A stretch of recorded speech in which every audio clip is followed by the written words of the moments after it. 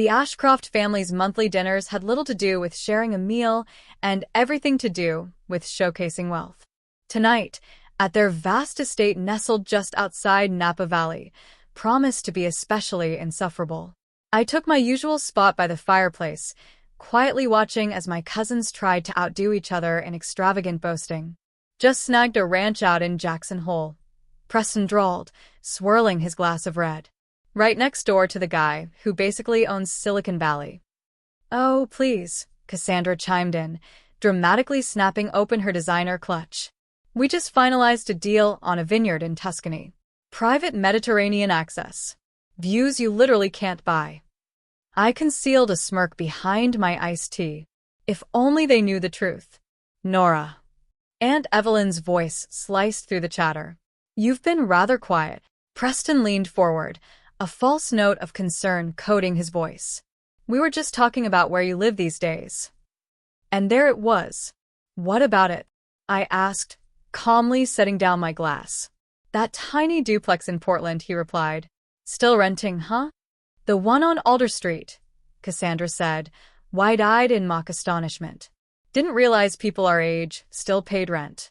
I almost burst out laughing. That little Alder Street property was actually West Pine Holdings' first commercial purchase, my company's first real stake in the market. They thought I was a broke tenant. In truth, I was the landlord. "I'm fond of the place," I said simply. "You're 35, darling," Evelyn said with a syrupy smile. "Time to be an adult. Invest in something that's yours." "Something real?" I almost said.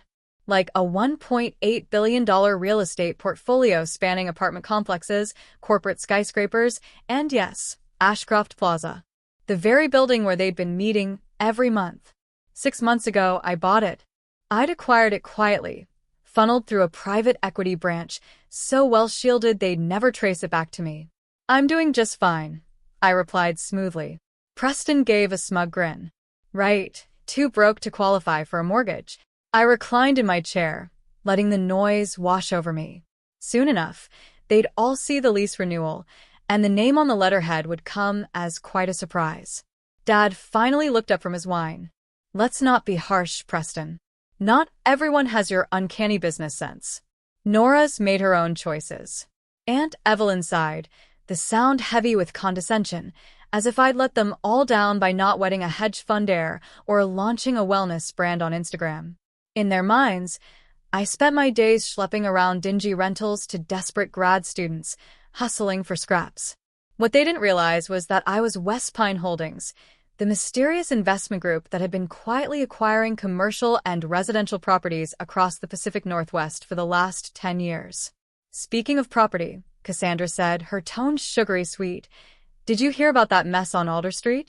Some company swooped in and bought the whole block." She paused, eyes gleaming. "They're planning to bulldoze it all," she added, feigning sympathy. "Guess your little apartment will be history." I kept my face unreadable. I was the one who bought it, and demolition was never on the table. The Alder Street property was a quiet treasure, classic brickwork, vintage charm, and longtime tenants protected by rent caps. I was overseeing a respectful, historically minded restoration. "Really?" I said, feigning surprise. "Hadn't heard." "Of course not," Preston said with a condescending grin. "That kind of deal's way above your pay grade. If you get evicted," Aunt Evelyn chimed in, her voice too cheerful, "you're always welcome back at the guest house. We'll help you get settled somewhere a little more appropriate. Maybe even with someone suitable." "I'm perfectly content," I replied. "And so is my landlord." Cassandra gave a brittle chuckle. "You can't live a small life forever, darling. The Hail name used to carry weight in this state." It still did, just not in the way they imagined. Among serious investors, West Pine Holdings was known for principal development and putting tenants first. The exact opposite of my cousin's glitzy, community-crushing projects built for headlines and cocktail party clout. "Actually," Dad said, setting down his wine glass, "we brought everyone here tonight partly for business. There's concern about Ashcroft Plaza's new majority stakeholder." I tilted my head slightly. West Pine Holdings acquired controlling interest about 6 months ago, he said. No one knows who's behind it. Might be an overseas investor. Preston nodded knowingly. Has to be.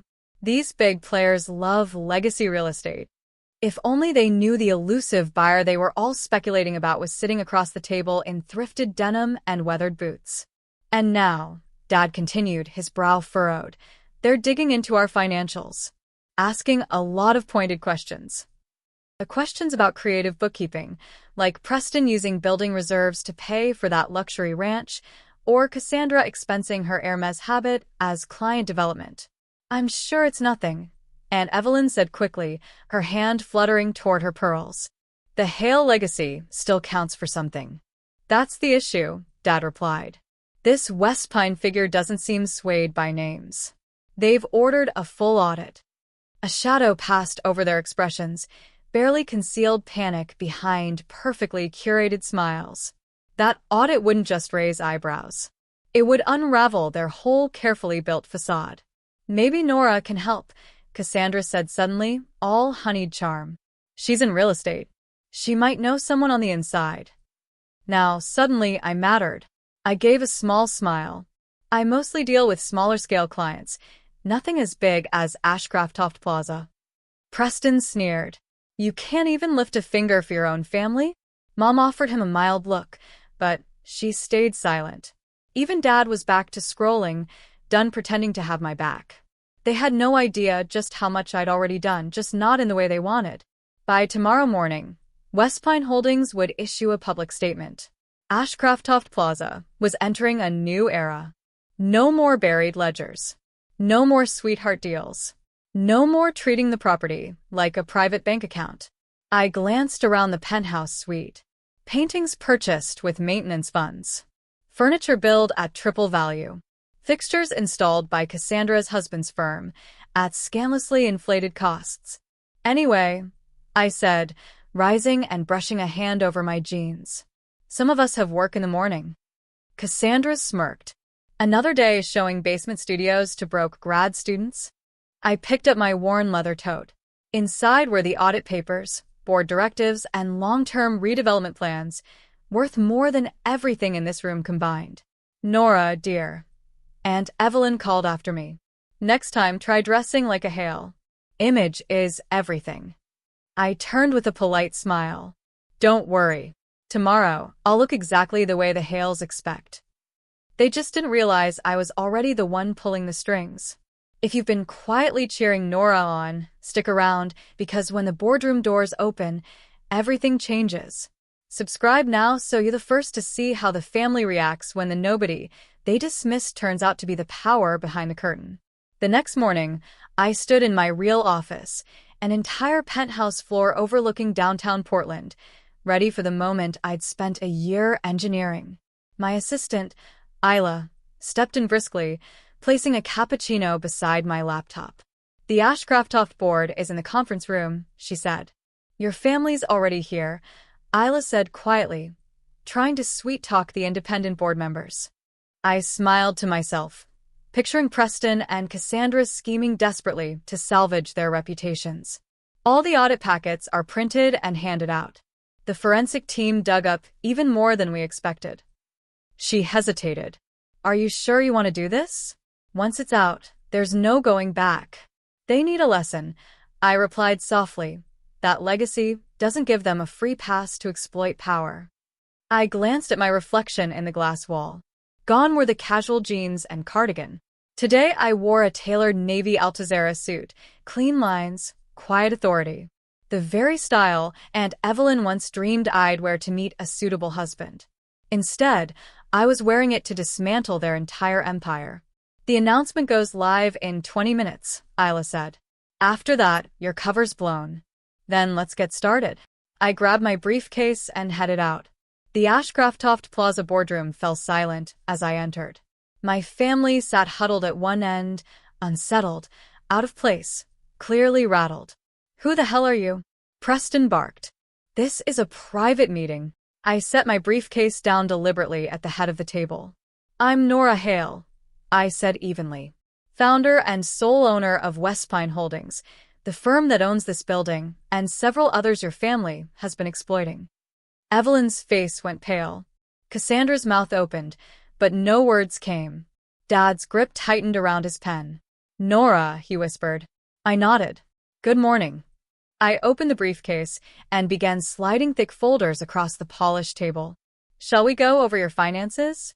"This is madness," Preston stammered. You're just... Just what?" I interrupted. "The black sheep? The renter? The woman who shops consignment?" Cassandra blinked, stunned. "But you show apartments." "I work," I said simply. "And I've built something real. On integrity, not illusion." The room watched, frozen, as the once proud Hale family started unraveling page by page. "These files," I said, "contain detailed evidence of misappropriated funds, inflated bills, and forged receipts. Comprehensive reports exposing financial misconduct tied to Ashcraft Plaza." I handed out the final folder. "Preston, care to explain the $2 million listed as roof repairs that actually funded your Jackson Hole retreat?" He blushed violently, nearly losing his composure. "Or Cassandra," I continued, flipping another page. "Perhaps you'll walk us through your husband's invoices, charging triple market rates for basic plumbing work? You'd expose your own family like this?" Aunt Evelyn gasped. "No," I replied calmly. "You did that. I'm just making sure it all gets cleaned up." Dad finally spoke, voice low and desperate. "Norah, sweetheart, we can explain." "Don't," I said, raising a hand to silence him. "I've watched this family treat our great-grandfather's legacy like a personal ATM for too long. While you mocked my so-called modest life, I was quietly building something far stronger, rooted in values, not vanity." "But why?" Cassandra asked, stunned. "Why pretend to struggle?" "I wasn't pretending," I said calmly. "I lived simply. I invested wisely. You just assumed wealth had to be loud." "The Alder Street building." Preston's voice faltered. "You actually live there?" "I own it," I corrected. "And most of the block besides. And no, I'm not tearing it down because some of us care about people, not just profits."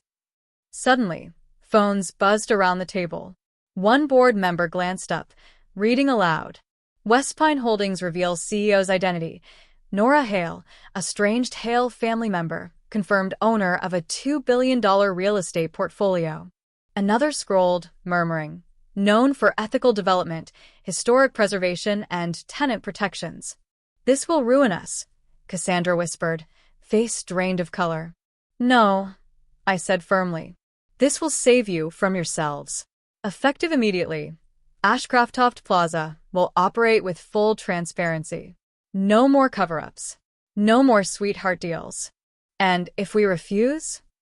Preston tried to sound defiant, but his voice cracked. I smiled. "Then I'll hand these reports over to the authorities. I'm sure the IRS will be very interested."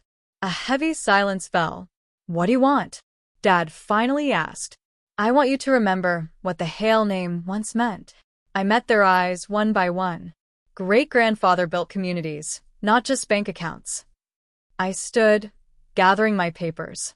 "You can choose to work with me to restore that legacy, or find somewhere else to live. I hear Lake Otsego has some nice rentals." I turned toward the door. "Norah, wait." Dad's voice stopped me just before I left. I was wrong about you." "Yes," I said quietly. "You were." What followed played out like a business drama. The media buzzed over the hidden heiress of Portland who had quietly built a real estate empire and dismantled her family's illusions in one meeting. Aunt Evelyn resigned from 3 local boards, too embarrassed to show her face. Cassandra's husband's firm collapsed weeks after the audit. But not everything was bitter. Finally facing real consequences, Cassandra enrolled in a public university's real estate program. She volunteered at a downtown transitional housing shelter and later told me it gave her more fulfillment than any gallery opening ever had. And Dad, he asked to learn the business. Not to reclaim control, but as a student eager to understand what I had built. 6 months later, I sat in my Alder Street apartment. I kept it, yes, reviewing new quarterly reports. Ashcraft Plaza was thriving. Leases stabilized. Tenant satisfaction soared. Local retailers on the ground floor turned steady profits. A knock interrupted my focus. Opening the door, I found Mom, wearing jeans, no makeup. It took me a moment to adjust to her casual look. "I got your invitation," she said, holding up a card. "A courtyard holiday party?" I nodded. "It's not really your scene." "No," she admitted, glancing around my modest space. "But maybe the scene isn't everything." She picked up a photo, me at 23, smiling wide at my real estate license ceremony. "I never asked," she said softly. "Why this path?" "Because I wanted to build something real," I said. "Not just buy and flaunt it." "And now," she whispered, "you control more than all of us." "I do," I nodded. "But control isn't the goal. Purpose is." She looked at me seriously. "Will you teach me?" "Come tonight," I said. "Meet the families who've lived here for decades. Listen, that's where legacy truly begins." Later, standing by my window, I watched the city lights flicker across Portland, the city I quietly made my own. Ashcraft Plaza shone in the distance. No longer a monument to greed, but a symbol of renewal. Below, the Alder Street building buzzed with life. Brick facades, original wood beams, and garden courtyards preserved with care. My phone chimed with new messages. Partnership offers, speaking invitations, acquisition proposals.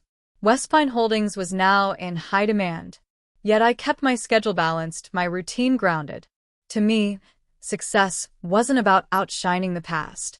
It was about building something that mattered, something lasting. Sometimes the person they pity becomes the one they must learn from. Sometimes the greatest victories don't roar. They endure. A week later, at the Alder Street holiday party, I stood by the garden fountain watching my family adjust to a world they once scorned. Mom sat beside Mrs. Lopez, a tenant for 38 years, listening with genuine interest. Preston helped string lights with Mr. Keller, a World War II veteran and longest-term resident. Cassandra laughed with a group of kids, icing sugar cookies. Slowly, they were learning. Real wealth isn't what you flaunt. It's what you protect, what you share, what you lift up. Dad joined me near the cocoa table. "You know," he said, "your great-grandfather believed buildings should shelter hearts, not just wallets." I nodded. I found his old ledgers. Notes about protecting tenants. We forgot that. He looked at me, not as a daughter gone astray, but as the keeper of the torch he dropped. "You could have destroyed us." "That was never the point," I said, watching a little girl twirl under the fairy lights. "I wanted to build something that would outlast me." Sometimes, the greatest success isn't proving them wrong. It's showing a better way. If you've ever been underestimated, overlooked, or quietly dismissed, maybe you see a little of yourself in me. I didn't set out to prove anyone wrong. I just wanted to build something real, something unshakable, because it's built on values, not vanity. If this story resonates, I'd love to hear from you. Drop a comment below. What would you have done in my place? What have you built quietly while others doubted you? Let's share those stories, the long nights, the hard choices, the unseen work. And if you're facing a moment like I did, when the world expects nothing, don't yell louder. Build stronger. You don't need approval to start. You need purpose and persistence. Everything else will follow. Support this journey by subscribing to the channel. More stories of resilience, redemption, and redefining success on your own terms are coming. Because legacy isn't inherited. It's created. And sometimes, the best revenge isn't revenge at all. It's becoming exactly who they said you never could be. So, subscribe, stick with me, and let's build something that lasts.